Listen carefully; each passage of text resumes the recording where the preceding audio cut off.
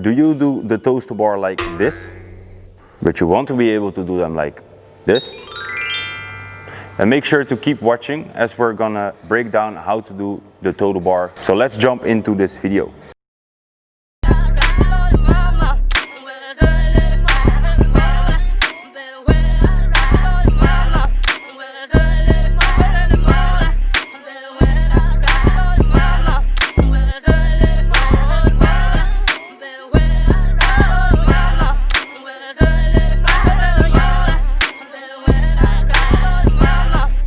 So what we want with this movement is a violent hip extension accompanied by a upward pull.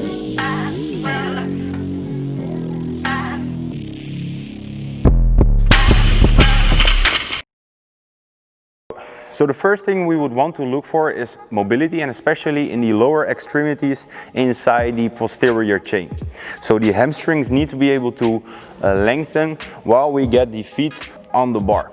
So if you're not able to do that, it's not an issue per se, but it will be another factor that will limit you from getting your feet on the bar. Because there's a lot more resistance when your feet are going upwards and you're not able to actively get into that position with the feet on the bar. So that's the first thing. We would want to be able to effectively lengthen the hamstrings and get the toes on the bar.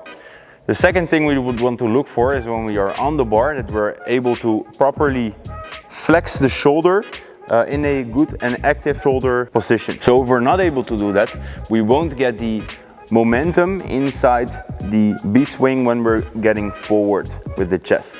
So we want ample shoulder mobility, and we want to be able to get the feet on the bar with proper lengthening of the hamstrings. So make sure to be able to do that. Make sure that you're able to get your hands on your toes while you're just standing, so you know that you have good hamstring mobility and that your shoulders are mobile enough. So then the second thing you would want to understand is the rhythm and maintaining the balance between the upper and the lower body. So when we have a line in the middle, we'll have our upper body backwards and our lower body in front of the line. When we go the other direction, we'll change that up. We get the upper body in front and the feet backwards. How does this look like? I'm jumping on the bar, I'm in the middle, and from here, chest back, feet forward.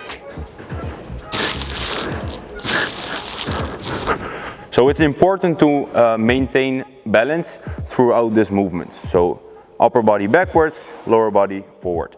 So now when we're getting the feet up onto the bar, you need to notice that my lower body gets in front more than my upper body is backwards. So there's a shift in balance. There's more weight forward than there's backwards. So what do I need to do to maintain the balance is to get my upper body backwards more. So that means that when I'm getting my legs upwards, I need to push myself backwards more in order to maintain balance between the legs going upwards and the back, of course. So how does this look like? Get back,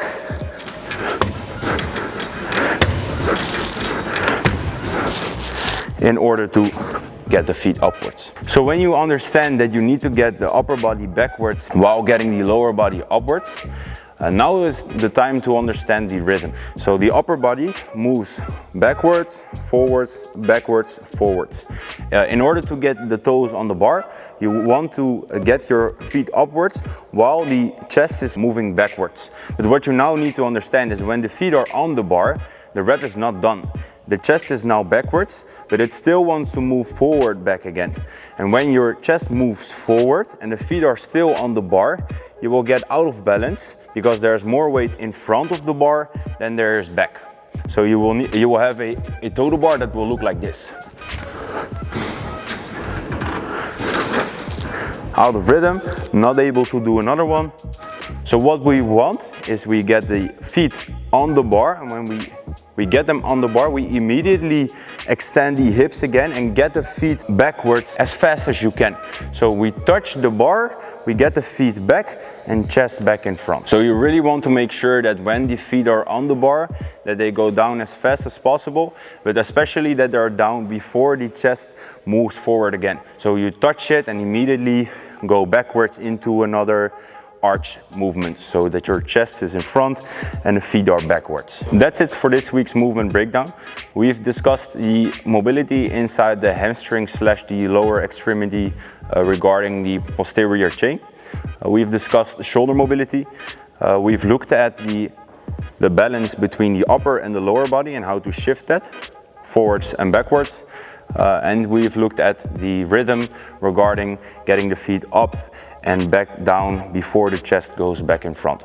So these are 4 points that are pretty basic. We could look into more efficient ways to do the total bar, whether or not you should bend the knees and extend them when you're at the top, how to swing. But that's all for another video. For now, if you're not able to do the total bar, make sure that you have the mobility in the hamstrings and in the shoulders first before you get into the rhythm and into the stuff with the feet going up before the chest going forward. So make sure that you have the mobility, make sure that you have strength in the core, and then we're gonna jump into how to make it more efficient and how to maintain balance between the upper and the lower body. So if you like this video, please leave a like, subscribe on our channel, and I hope to see you next time in another movement breakdown video.